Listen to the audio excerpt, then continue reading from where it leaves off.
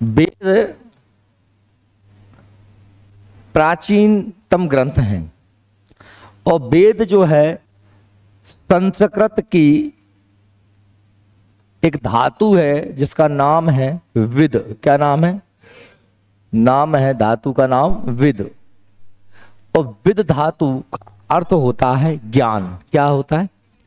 With धातु का, with जो धातु है इस धातु का अर्थ होता है का ज्ञान। क्या होता है? इस धातु का अर्थ होता है ज्ञान। अब इससे ही वेद शब्द का निर्माण हुआ है। न केवल वेद बना है अपितु आप शब्द देखिए बहुत से शब्दों का इस धातु से निर्माण हुआ है। विद धातु में अब बहुत सारे आप प्रत्यय लगाओगे। विद धातु में प्रत्यय लगने से, आप प्रत्यय लगने से वेद बन गया। अब विद धातु में आप कोई अन्य प्रत्यय लगाओगे तो इससे क्या बनेगा? विद्या बन जाएगा। क्या बन जाएगा? विद्या। या इससे ही क्या बन जाएगा? विद्वान। क्या बन जाएगा? विद्वान। विदुषी, विद्वान ज्ञानवान व्यक्ति, विद्या ज्ञान, विदुषी विद्वान महिला। तो वेद शब्द का निर्माण विद धातु से हुआ है जिसका अर्थ होता है क्या? ज्ञान। अब जब भी हम वेदों को पढ़ते हैं तो हमने कहा था वेद ईश्वरीय ज्ञान है और ईश्वरीय ज्ञान, और बाद में वेदों को पढ़कर ही अनेक प्रकार के लोगों ने जो है ज्ञानार्जन किया और ज्ञानवान बने और उनकी व्याख्याएं करते गए तो अनेक ग्रंथ लिखे गए, जैसे कि आरण्य ग्रंथ, ब्राह्मण ग्रंथ, उपनिषद इत्यादि इत्यादि। ये सभी वेदों पर आधारित हैं। मैंने वेद पढ़ा, मैं होशियार हो गया, मैंने वेदों की व्याख्या लिखी, अपने मन से कुछ नहीं जोड़ा, जो वेदों में था उसको ही मैंने शब्दों में लिखा। तो अब मैंने वेद जो है वो पद्य शैली में है। वेद पद्य शैली में। अब पद्य शैली क्या? देखो वेदों को जब देखते हैं तो वेद में हमें कुछ चीजें मिलती हैं। जैसे एक मिलता है मंडल। क्या मिलता है? मंडल। अब मंडल क्या होता है? मंडल होता है, क्या होता है मंडल? अध्याय। अध्याय जानते हो ना? पाठ, इकाई, लेसन, एक पाठ। एक पाठ को क्या बोलते हैं वेदों में? मंडल कहा जाता है। क्या कहा जाता है? मंडल। अभी आप पढ़ोगे कि ऋग्वेद में 10 मंडल हैं, तो मतलब मंडल मतलब क्या? पाठ। और फिर आपको वेदों में कुछ शब्द मिलेंगे, जैसे आपको वेदों में मिलेंगी क्या? ऋचा। क्या मिलेंगी? ऋचा। वेदों में मिलेंगे आपको क्या? मंत्र। क्या मिलेंगे? मंत्र। वेदों में क्या मिलेंगे आपको? सूक्त। क्या मिलेंगे? सूक्त।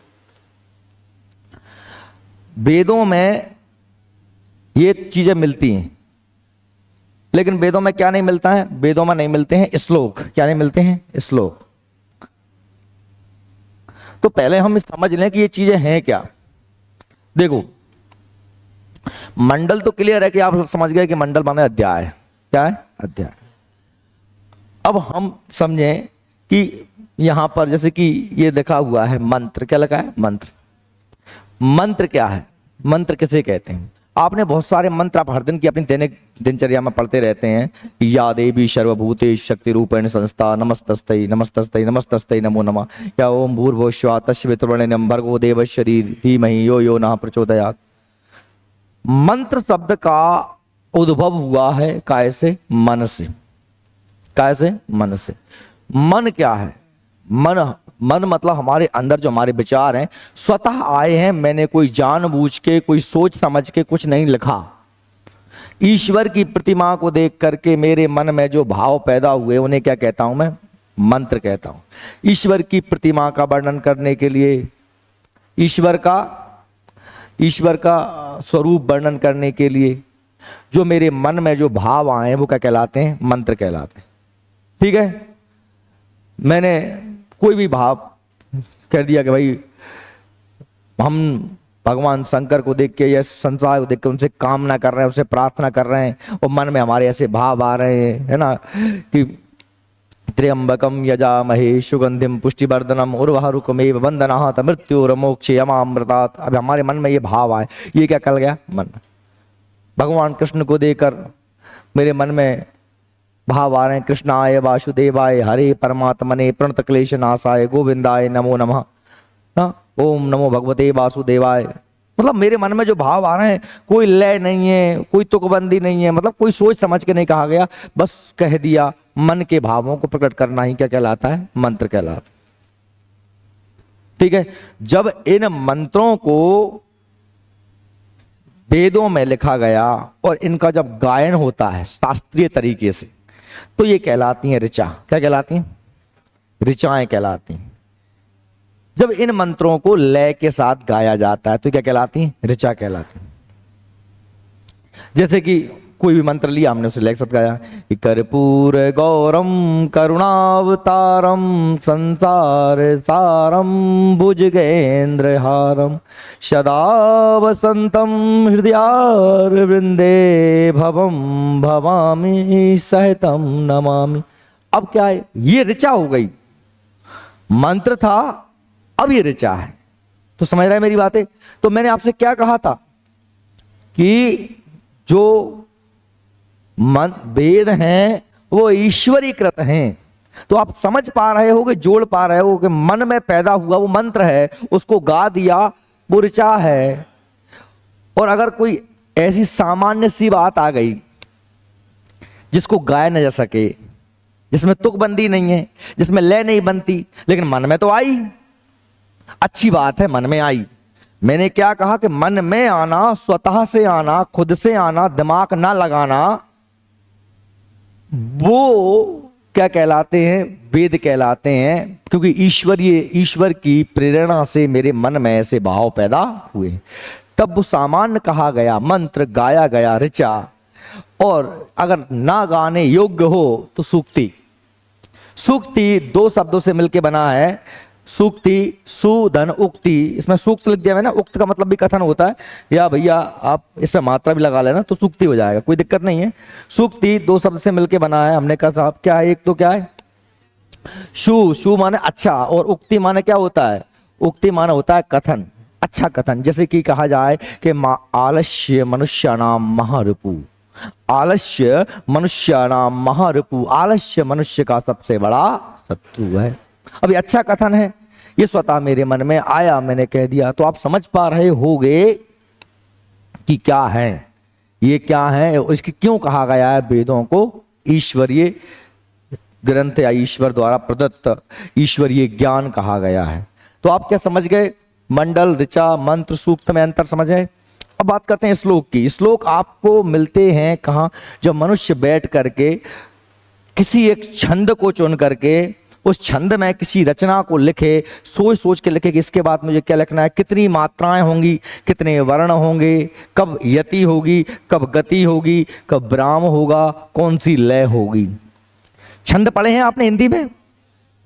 चौपाई होती है 16-16 मात्राएं, गीतिका, हरिगीतिका, रोला उल्लाला, सवैया, ये क्या होते हैं? छंद होते हैं। और छंद में मात्राओं की गणना की जाती है, छंद में वर्णों की गणना की जाती है, छंद में निश्चित स्थान पे यति माने विराम होता है, गति एक लय होती है, हर छंद की अपनी अलग धार होती है, लय होती है। यह रचना सोच समझ के की जाती है। तो वह संस्कृत में लिखे गए छंदों को, छंद युक्त रचना को श्लोक कहा जाता है। जैसे कि रामायण है, जैसे कि महाभारत है, जैसे कि गीता है। गीता में जो जितने भी आप मिलेंगे 700 क्या है? श्लोक हैं। क्या है? श्लोक है। मय्येव मन आदश्वम मयि बुद्धि निवेश्या निवेश्यसि मन मय्येव मनः ऊर्ध्वं न संशया। अध्याय 12 श्लोक 8। इस गीता जी के अध्याय 12 का श्लोक 8। बैठ जाओ।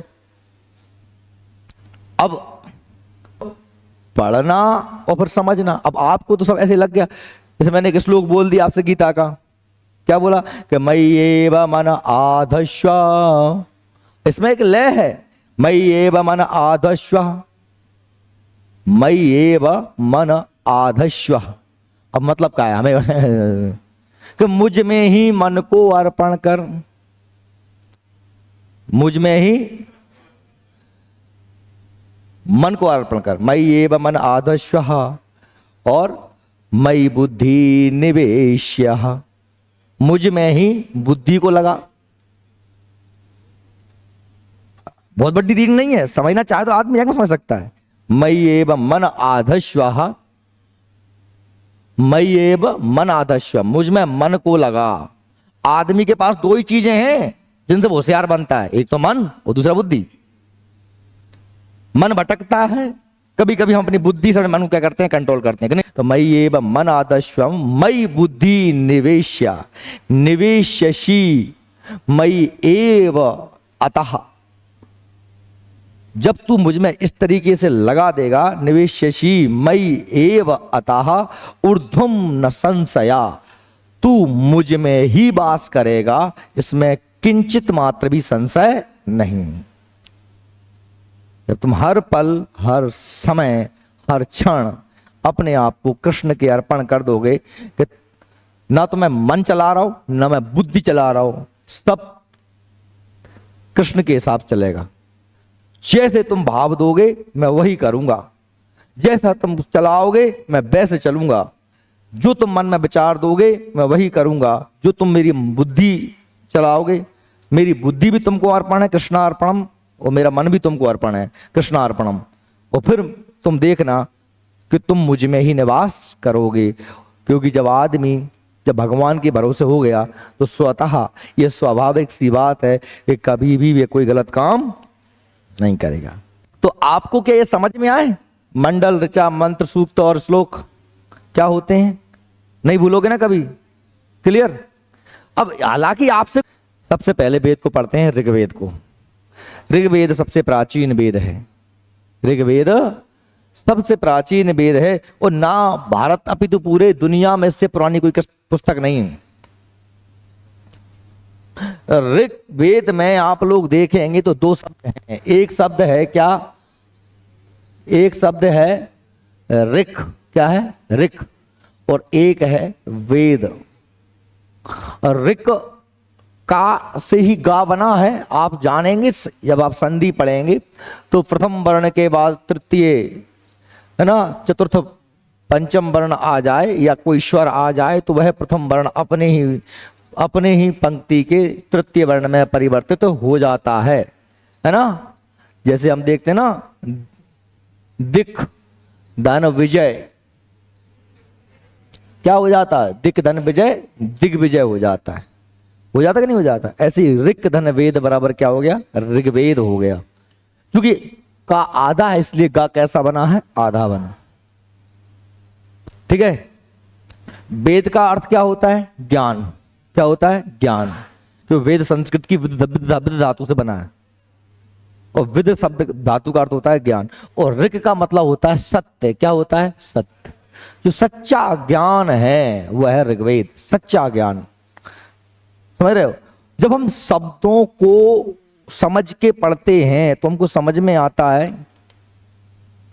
कि हम क्या पढ़ रहे हैं। बाकी जब पढ़ते चले जा रहे हैं बोला बस शब्द दो ही आपको अर्थ पते होने चाहिए, एक शाब्दिक अर्थ, शब्दों से अर्थ क्या निकल के आ रहा है, और लेकिन ध्यान सुन लेना, शब्दों के अर्थ से भी कभी कभी हम पूरी चीजों को नहीं समझ पाते, क्योंकि शब्द शक्ति तीन प्रकार की होती है, अभिधा लक्षणा व्यंजना। कह रहा हूं कुछ, उसका अर्थ वही हो ये जरूरी नहीं है, उसका अर्थ कुछ और भी हो सकता है। मैं कह दूं कि लड़की बहुत सुंदर है, ये लड़का बहुत मूर्ख है, ये सीधी बातें हैं, लेकिन मैं कह दूं कि लड़का गधा है, तो क्या लड़का गधा हो जाएगा? इसके पूंछ निकल आएगी, ये ढेंचू ढेंचू करेगा क्या, चारा खाएगा क्या? नहीं, यहां पर लक्षणा सब शक्ति हो जाएगी। क्या हो जाएगी, लक्षण। ठीक है। तो कहा कि लड़का गधा है, लेकिन हमारा दिमाग ने काम किया कि शब्दों का अर्थ तो गधा है, पर गधा हो नहीं सकता, गधे के लक्षण है मूर्ख। तो लक्षण सब शक्ति कभी जो कहा जाता है ना, वैसा नहीं होता। तो ऋग्वेद शब्द में ऋक और सत्यवेद मतलब सच्चा ज्ञान। ठीक है। अब रचना काल की मैं बात करूं ऋग्वेद की, तो आप लोग देखेंगे रचना काल, ऋग्वेद का रचना काल सामान्यतः 500 ईसा पूर्व से 1000 ईसा पूर्व के बीच माना जाता है। सॉरी, 1500 ईसा पूर्व से 1000 ईसा, 1500 ईसा पूर्व से 1000 ईसा पूर्व। अब उल्टा क्यों चले, 1500 से 1000 पे क्यों आए, आप समझ पा रहे हो ना? क्योंकि हम कायम चल रहे हैं ईसा पूर्व। 1500 से 1000 पे आएंगे, 1000 से 500 पे, 500 से फिर 1 पे आएंगे, फिर 1 से बढ़ेंगे, 1 2 3 400, फिर ईस्वी सन आएंगे। क्या जाएंगे फिर, ईस्वी सन। ईसा पूर्व में इसलिए उल्टा चल रहे हैं, मतलब किस इतने इसका समय हमने कहा लगभग 500 साल में ये वेद लिखा गया है। कोई एक दिन की घटना नहीं है, कोई एक व्यक्ति का काम नहीं है कि कोई एक व्यक्ति आया, उठाई लीट पेन और वेद लिख गया। हमारे अनंत अनंत वन में गमन करने अपने पूरे जीवन को झोंक दिया, जिन्होंने ऋषियों मुनियों ने वन में तपस्याएं की, और जब वो विरक्त हो गए, जब वो उन्हें सच्चे ज्ञान की अनुभूति हुई, तब एक दो ऋषि के मुख से 2 4 6 सेंटेंस निकले हैं और उनको इकट्ठा किया गया। ऐसे न जाने सैकड़ों ऋषियों मुनियों के मुख से संत जो सूक्त निकले हैं, जो ऋचाएं निकली हैं, जो मंत्र निकले हैं, उन मंत्रों को इकट्ठा करके ही क्या बना है? वेद बना है। समझ रहे हैं मेरी बात? तो इसलिए वेद का इतना ज्यादा महत्व है।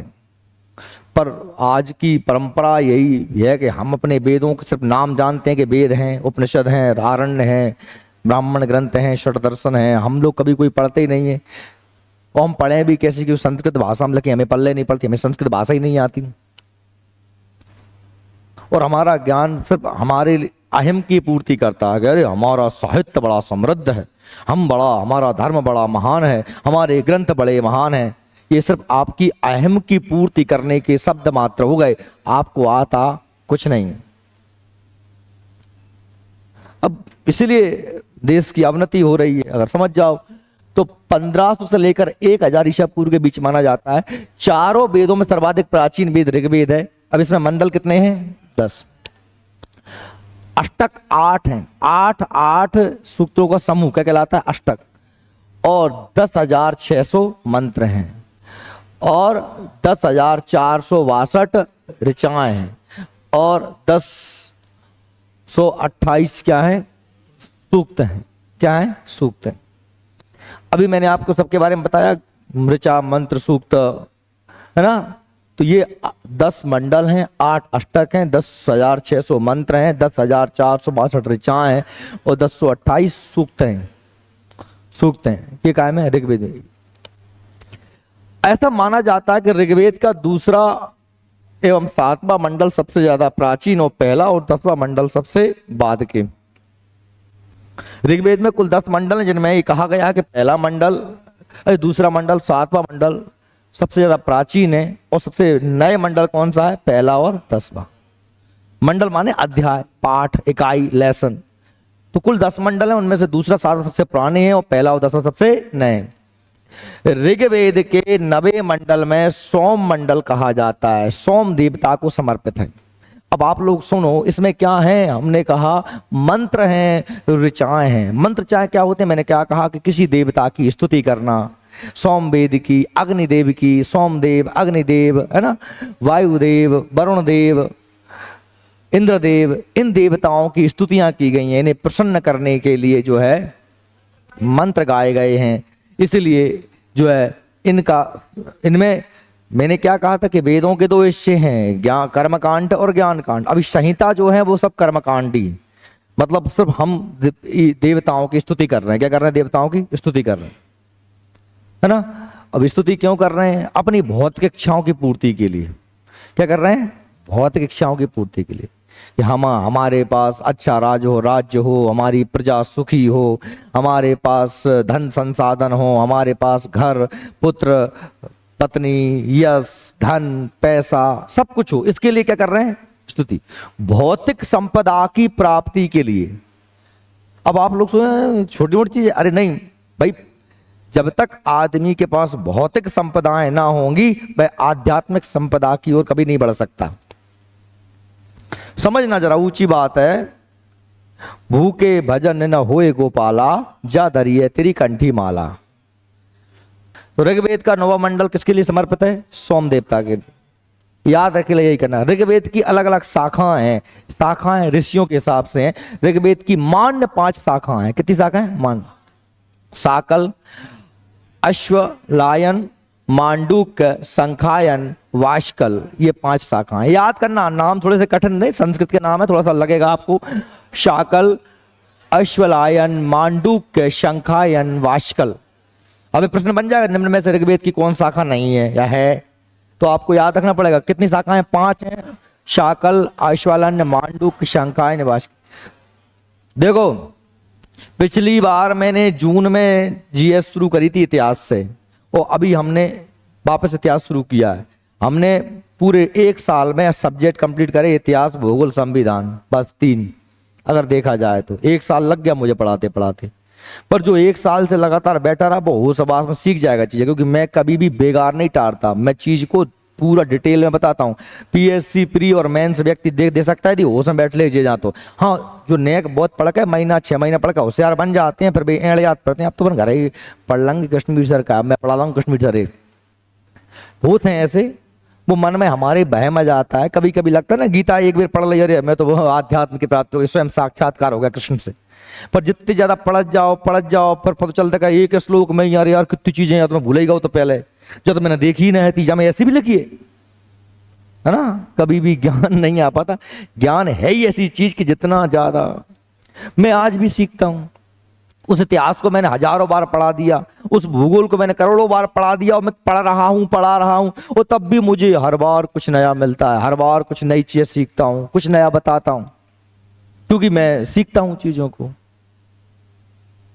और हम, एक पुरानी कहावत है कि अध जल गगरी झलकत जाए, नेक सो ज्ञान होगा तो हम एड़े आते हैं का मुंह तो बहुत है, मुझे सब पता है, मैं सब जानता हूं।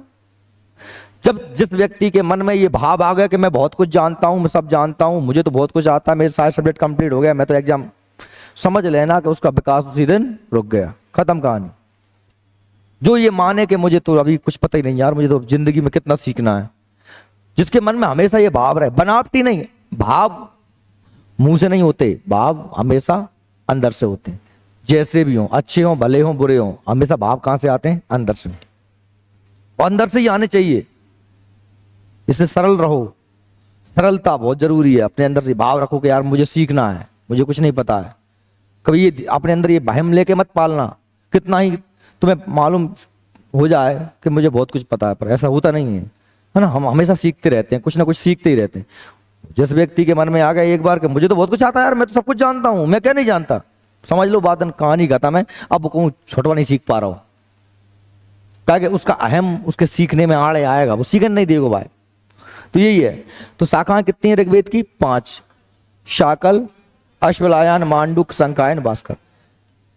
अब देखिए ऋग्वेद के 10वें मंडल में पुरुष सूक्त में सर्वप्रथम वर्ण व्यवस्था का वर्णन मिलता है। बहुत शानदार चीज है। आप लोगों में से सबसे ज्यादा लोग जिससे दुखी हैं, या भारतीय समाज जो बटा है, उसकी सारी जड़ ये है। अब इसकी अगर मैं व्याख्या कर दूं तो तुम शायद समझ जाओ कोई, लेकिन आप अपने अपने चश्मे लगा रखे हैं आपने। कोई ब्राह्मण है तो उसने चश्मा लगा रखा है ब्राह्मण होने का, कोई चश्मा शूद्र है, तुम में से कोई दलित है, कोई SC ST का, तो उसने चश्मा लगा रखा है अपने SC ST का। वो मेरी बात सुनना ही पसंद नहीं करेगा। देखो बात है, दुनिया में 2 प्रकार की होती है। एक सीधी बात होती है शाब्दिक अर्थ, एक होता है सांकेतिक, सिंबॉलिक। समझते हो ना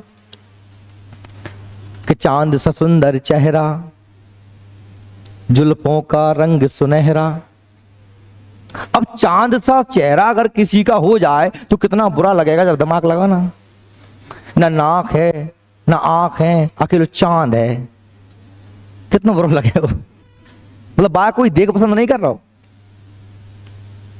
ये बात सांकेतिक है। लेकिन बात बड़ी ऊंची है कि इसके चेहरे पे कितना अच्छा तेज है, कितनी चमक है, कैसा है? चंद्रमा के जैसा है। अब ये पुरुष सूक्त 10 मंडल 10 में एक सूक्त ऋचा मिलती है, सूक्त मिलता है। सूक्त इस प्रकार से है कि ब्राह्मणो मुखमासी बाहो राजन्य कृतः उरु तदस्य यद वैश्यः पद्याभ्याम शूद्रो अजयातः। ये श्लोक है, ये श्लोक नहीं सॉरी, ये मंत्र है, ये ऋग्वेद का। इसका मतलब क्या है? इसका मतलब है कि ब्राह्मण से मुख से ब्राह्मण की उत्पत्ति होती है, और बाहु से राजन्य मतलब क्षत्रियों की उत्पत्ति होती है। उरु तदस्य यद वैश्यः मतलब उरु माने पेट से, उरु माने पेट से वैश्यों की उत्पत्ति होती है, और पैरों से शूद्रों की उत्पत्ति होती है परम ब्रह्म के। अब मुझे ये बताओ, हम अगर बायोलॉजिकल देखें तो जन्म केवल योनि से ही होता है, इसके अलावा कहीं से नहीं होता। बायोलॉजिकल देखें, सीधी बात करें तो जन्म के लिए एक पुरुष और एक स्त्री का होना अनिवार्य है। अंडाणु शुक्राणु मिलेंगे, साइंस पढ़ रहे हैं बायोलॉजी, शाम को प्रजनन तंत्र पढ़ाया पूरा, बच्चा कैसे पैदा होता है। अंडाणु शुक्राणु मिलेंगे और एक निश्चित समय अवधि के दौरान मिलेंगे पॉलीपेग नलिकाओं में, तब बच्चे का जन्म होगा और बच्चा लड़का होगा कि लड़की होगी। पूरी प्रक्रिया हमने समझी है। हम जब साइंस को पढ़ रहे हैं और फिर हम वेद को पढ़ रहे हैं तो हम बड़ा विरोधाभास लगेगा। अगर मैं सामान्य बुद्धि लगाऊंगा तो, अगर मैं इस बात को समझ जाऊं कि चांद सा सुंदर चेहरा, भाई ये गद्य है, ये पद्य में गाई गई चीजें हैं, इसमें तुम सोचो क्या कहा गया है। अब आप समझिए हमारे शरीर में ये सिर काय का प्रतीक है, ज्ञान का प्रतीक है। काय का प्रतीक है? ज्ञान का प्रतीक है। तो जो ज्ञानी पुरुष हैं वो ब्राह्मण हैं, जो बलवान हैं, मजबूत हैं, वो क्या है? जो पेट भरने का काम कर रहे हैं, जो द्रव्य कमा रहे हैं, धन दौलत संपदा इत्यादि का अर्जन कर रहे हैं, वो वैश्य हैं। और जो सारे स्थानों तक पहुंचा रहे हैं, सब आपके शरीर को यहां से वहां तक पूरे इन तीनों वर्णों को धारण करके गंतव्य तक पहुंचा रहे हैं, सारे काम कर रहे हैं, धारण कर रहे हैं, वो कौन है? सेवा कार्य कर रहे हैं। कौन है? शूद्र हैं। अब एक बात यहां स्टॉप करते हैं, हम सुनते हैं। दुनिया में कहीं पर भी किसी भी कंडीशन में, चाहे दुनिया के किसी भी कोने में चले जाओ, आपको कार्यों का बंटवारा तो करना पड़ेगा। चाहे तो किसी भी समय में रहे हो, किसी कालखंड में रहे हो, किसी राजतंत्र में रहे हो, बिना समाज के विभाजन के कार्य संभव नहीं है। चलो छोड़ो दुनियादारी, क्लास में बात कर रहा हूं। हमें कोई काम करना है, हमारा कोई कार्यक्रम है, कथा भागवत जी होना है, क्या सारे काम सारे लोग उठ के कंप्यूटर को वहां रखेंगे? सारे लोग पंखा बंद करेंगे? क्या सारे लोग पानी भरने जाएंगे? नहीं ना। किसी को कंप्यूटर रखने को कहा जाएगा, ललित से कहा जाएगा कि तू भैया इसको काम कर। मुझे लग रहा है कि ये कंप्यूटर का उस्ताद है, इसलिए से कंप्यूटर काम दिया गया। मुझे लग रहा है कि ये मजबूत आदमी है, अब जब मरे मरा ये मोड़िए पहुंचा दूंगा, तू नीचे से उठा कैंप पर, सड़िया नहीं चढ़ पा रही, वहीं पिच जाएगी। अब यार जा सकता हूँ कि भैया गोस्वामी तू कैंप पर भल्ला नीचे से, कहा कि तुम अच्छा अटो दिखा रहा हो। आदमी को उसकी योग्यता के हिसाब से ही काम दिया जाता है, वो जैसा होगा वही काम दिया जाएगा ना। अब तुमने ये कितना अच्छा काम है कि उसकी योग्यता के हिसाब से काम दे दिया गया, कितना शानदार काम था। हमारी शब्द, मैं इसलिए तो देखो, मैं इसलिए तो कहता हूं कि हमारे जो धर्म ग्रंथ हैं वो बहुत ही समृद्ध हैं, बहुत ही उसमें तार्किक, उसे सामान्य बुद्धि से नहीं समझ सकता। उसमें आपको थोड़ा सा देखो, वो छोटी मोटी चीज नहीं है, बड़े विद्वान व्यक्ति ऋषियों मुनियों द्वारा लिखी गई चीजें हैं। इनको समझने के लिए आपको थोड़ी सी अपनी एक्स्ट्रा बुद्धि लगानी पड़ेगी, आपको अर्थ निकालने पड़ेंगे। कि उन्होंने लाक्षणिक भी कही है, कहीं कहीं तो उन्होंने व्यंगात्मक व्यंजना शक्ति का प्रयोग भी किया है कि ना सीधा अर्थ निकलेगा ना लक्षण से अर्थ निकलेगा, फिर तो व्यंग होगा। सीधा अर्थ क्या था कि तू सुंदर है, तू मूर्ख है, सीधा अर्थ तू गधा है, लाक्षणिक अर्थ है ना। या मैंने कुछ और कह दिया, चलो बहुत टाइम हो गया, तो आप समझ गए छुट्टी हो गई। अब तो यार है ना बहुत टाइम हो गया, मतलब क्या है छुट्टी हो गई। अब छुट्टी हो गई, मैं अगर कह दूं कि यार मैं थक गया, तो मतलब अब मैं पढ़ाना बंद कर रहा हूं। अब आपने आप समझ जाओगे, नहीं समझ जाओगे? क्या मुझे कहना पड़ेगा कि मैं कहूंगा मैं थक गया, अब मेरे थकने से आप तुरंत समझ जाओगे कि अब मैं छुट्टी करने वाला हूं, मैं नहीं पढ़ाऊंगा। घंटी बज गई, छुट्टी हो गई, मुर्गा बांग दे रहा, सुबह हो गई, इत्यादि इत्यादि। किसी लड़की को देख कमेंट कर दिया कि अरे बहुत दिनों में चांद आया है, अब चांद थोड़ी आया है। बात समझ रहे हो? वो समझ गई कि मेरे बारे में बात चल रही। तो शब्द इस तरीके से होते हैं। तो भाई यहां पर क्या है, सीधी बात नहीं है, बात आपसे ये कहा गई है सांकेतिक तौर पर। अब कैटेगरीज तो करना ही करना था, कैटेगरीज की गई। बलवान लोगों को राज्य का काम सौंपा गया, रक्षा का काम सौंपा गया। विद्वान लोगों को वेदों को, ग्रंथों को लिखने का, पढ़ने का, लोगों को शिक्षा देने का काम सौंपा गया। जो लोग व्यवसाय कर सकते थे, धनार्जन कर सकते थे, उन्हें धन कमाने का कार्य सौंपा गया। और जो आखिरकार इन तीनों कार्यों में अपने आप को सही नहीं बिठा पा रहे थे, उन लोगों को भाई अब तुम कुछ नहीं कर पा रहे, ना तुम होशियार हो, ना तुम बलवान हो, और ना ही तुम बहुत ज्यादा धनार्जन कर पा रहे हो, तो तुम तीनों वर्णों की सेवा करो। उन लोगों को काम सौंपा गया था। पर ये कोई परमानेंट काम नहीं थे। ये काम इसलिए दिए गए थे भाई वर्तमान समय को देख करके। अब तुम कब्जो ही करके बैठ गए। जैसे ब्राह्मण थे उसमें उन्होंने कहा साहब हम ब्राह्मण के मोड़ा ही ब्राह्मण होंगे, क्षत्रिय के मोड़ा हम, ठाकुर यादव के मोड़ा यादव होंगे, रघुवंशी के मोड़ा, ये हमने कैटेगराइज कर ली, ये हमने विकृतियां पैदा की, सारे समाज में द्वेष पैदा यहां से हो गए। क्योंकि वही मनुस्मृति कहती है जन्म जायते शूद्र संस्कार भवेति ध्वज, जन्म से प्रत्येक व्यक्ति शूद्र पैदा होता है। जब आपका जन्म होता है ना तो आप किसी काम के लायक नहीं होते हो, ना तुम होशियार होते हो, ना तुम बलशाली होते हो, ना तुम ज्ञानवान होते हो, ना तुम धनार्जन कर सकते हो। जन्म से प्रत्येक व्यक्ति शूद्र होता है। शूद्र का मतलब क्या? जो कोई काम नहीं कर पा रहा है वो सेवा करे। जन्म से जन्म जायते शूद्र संस्कार भवेति ध्वज, संस्कारों से ही कर्म करोगे। अब मैं हूं, मैं कौन हूं? मैं वर्तमान में, अगर तुम कहोगे साहब तुम यादव हो गए, ठाकुर हो गए, क्षत्रिय हो गए, नहीं, मैं ब्राह्मण हूं। मेरे कर्म से मैं ब्राह्मण हूं, क्योंकि मेरा काम ज्ञान देना, ज्ञान पढ़ना, ये मेरा कार्य है। व्यक्ति वर्ण से ही, कर्म से ही अपना वर्ण ग्रहण करता है। पर अब इस बात को ना तो कोई ब्राह्मण मानेगा, क्यों? उसके अहम की पूर्ति नहीं होगी। वो ये कहेगा नहीं नहीं हम तो हमें महाराज हैंगे, हम। और दलित कहते अच्छा तू कौन महाराज है? अब जैसे अपन जैसे ठाकुर हैं याद आप, मैं तो रघुवंशी ने हमें कर लेते ना, बामन बॉस बने, तुम बने रहो। शूद्रों का पतन हो रहा है, उनके उन मन दो चार डंडा हम भी दे लेते हैं तो हमारे मन की भी संतुष्टि हो रही है। अपन कोई कुछ नहीं कह रहे। या तो दिक्कत ब्राह्मणों को होगी या दिक्कत शूद्रों की होगी, हम का हमें क्या दिक्कत है? इसलिए कोई कुछ नहीं कह रहा है। समझ में आ रही मेरी बात? तो ये बड़ा विषय है, जातिवाद का यहाँ से शुरुआत होती है। आप लोग इसको याद रख लेना कि ऋग्वेद के 10वें मंडल में वर्ण व्यवस्था का वर्णन मिलता है और यह सूत्र मिलता है कि ब्राह्मणों मुखमासी, और भूल गए, ब्राह्मणों मुखमासी बाहु राजन्यकृतः। कभी सुना देना कि हम कोई महाराज मेरे पूछे तो, ब्राह्मणों मुखमासी बाहु राजन्यकृतः और तदस्य यद वैश्यः पदाभ्याम शूद्रो अजयात। लिख लीजिए। प्रसिद्ध गायत्री मंत्र का उल्लेख भी ऋग्वेद के 3रे मंडल में मिलता है। गायत्री मंत्र जानते हैं ना? गायत्री मंत्र कोई गायत्री देवी में भी का मंत्र नहीं है, भगवान सूर्य का मंत्र है। किसका मंत्र है? भगवान सूर्य का मंत्र है। क्या?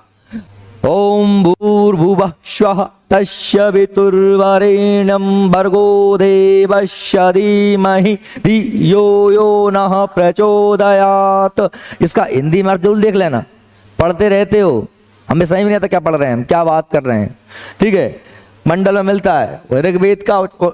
आज तुम्हारे पास मोबाइल है, गूगल है, जो चाहो वो मिलेगा, सर्च तो करो। ऋग्वेद के 10वें मंडल का इस सूत्र का अर्थ डाल लो। कोई भी जो मैं कह दूं मेरी बात को मत मानना, पहले एक बार उसको क्या करना, रीचेक करना अपने हिसाब से। ठीक है, ऋग्वेद के उच्चारण करने वाले को क्या कहते हैं? होर्त कहते हैं। क्या कहते हैं? होर्त। जो ऋग्वेद को पढ़ने वाला ब्राह्मण होता है वो क्या कहते हैं? उसे होर्त कहते हैं। होर्त कहते हैं, या कभी कभी हाता, हाता भी कह देते हैं। क्या कह देते हैं? हाता, हाता या होर्त कह देते हैं। इस वेद में आर्यों की राजनीतिक प्रणाली, इतिहास एवं ईश्वर की महिमा की जानकारी मिलती है।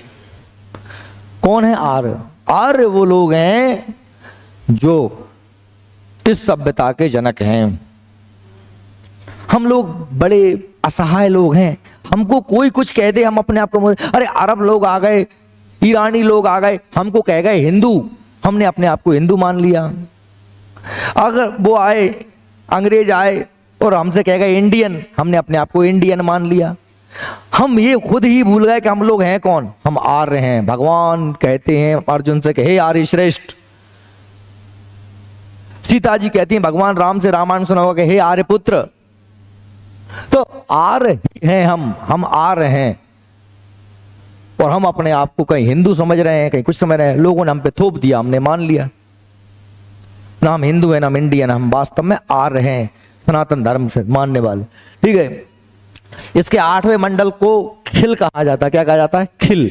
खिल का चतुर्वर्ण समाज की कल्पना आदि स्त्रोत ऋग्वेद के 10वें मंडल में वर्णित पुरुष सूक्त में, जिसके अनुसार 4 वर्ण है, ब्राह्मण, क्षत्रिय, वैश्य, शूद्र। आदि पुरुष ब्रह्मा के मुख से मुख, भुजाओं, जंघाओं और चरणों से उत्पन्न मानी जाती है। ऋग्वेद में इंद्र के लिए कितने हैं? 250 तथा अग्नि के लिए 200 ऋचाओं का रचना की गई। याद कर लेना, पूछा जाता है प्रश्न। ऋग्वेद में इंद्र के लिए सबसे ज्यादा 250, अग्नि के लिए 200। और ऋग्वेद के उपवेद को आयुर्वेद कहते हैं। क्या कहते हैं? आयुर्वेद। जिसके रचनाकार कौन है? धन्वंतरी। आयुर्वेद का संबंध कैसे है? चिकित्सा से। कैसे? और धन्वंतरी आप जानते हैं वैद हैं, जो कभी भी किसी भी अस्पताल में जाओगे तो आपको धन्वंतरी का चित्र मिलेगा। एक हाथ में वो कलश लेकर रखते हैं, एक हाथ में आयुर्वेद लेकर रखते हैं। एक देवता टाइप के हैं, एक हाथ में कलश जिसमें संजीवनी बूटी भरी हुई है। ऋग्वेद से संबंध उपवेद, हर वेद से संबंध उपवेद है। ऋग्वेद से आयुर्वेद, यजुर्वेद से धनुर्वेद, है ना। ऐसे ही सामवेद से गांधर्ववेद, अथर्ववेद से शिल्पवेद।